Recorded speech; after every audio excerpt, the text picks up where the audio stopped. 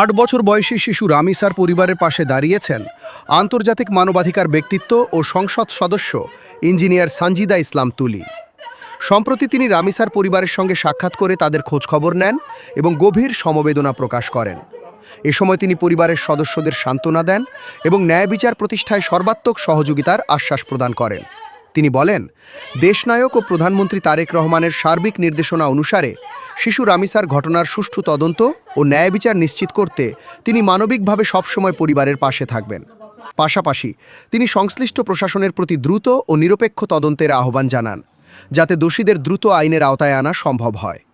Engineer Sanjida ইসলাম তুলি আরও বলেন, একটি শিশুর প্রতি এমন নির্মম ঘটনা কোনোভাবেই মেনে নেওয়া যায় না। সমাজের সকল শ্রেণী পেশার মানুষকে শিশুদের নিরাপত্তা নিশ্চিত করতে একসঙ্গে কাজ করতে হবে। তিনি রামিসার পরিবারের প্রতি অব্যাহত সহযোগিতার প্রতিশ্রুতি দেন এবং তাদের সাহস ও ধৈর্য ধরে থাকার আহ্বান জানান। এ সময় মায়ের ডাকের সদস্যবৃন্দ সহ স্থানীয় নেতাকর্মী ও গণ্যমান্য ব্যক্তিরা উপস্থিত ছিলেন। তারা সবাই রামিসার পরিবারের প্রতি সংহতি প্রকাশ করেন এবং দ্রুত ন্যায় বিচারের দাবি জানান।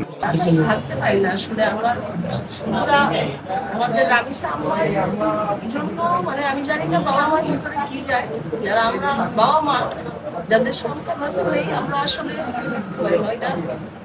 একটা বাবা মার জন্য একটা আমাদের যে জাতি কালকে আজকে কাঁদতেছে রামিসার জন্য। বাংলাদেশ কাঁদতেছে, সবার কষ্ট হচ্ছে।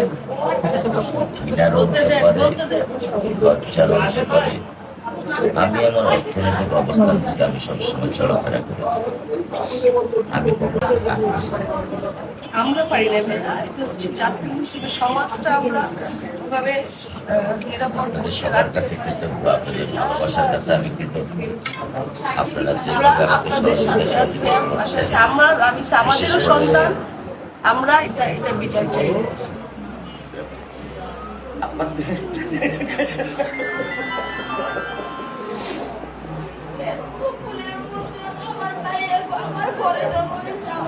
ভাইজান মোবাইলটা ভাইয়ের কাছে দিয়ে না, আপনাদের কাছে রেখে ওটা তো আমি তো এদিকে থাকেন কি করছে।